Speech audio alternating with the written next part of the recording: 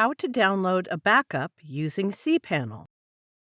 Log into your cPanel account and you will be on this page. Go to Files section and click Backup Wizard.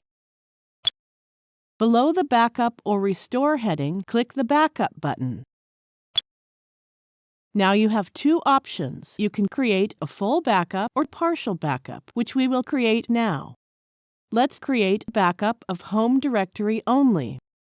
Click the Home Directory button. The download of backup has started. Open the downloaded file.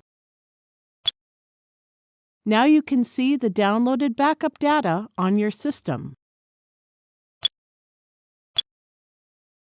From the Backup Wizard interface, you can download a backup of MySQL databases, email forwarders and filters, and a full backup.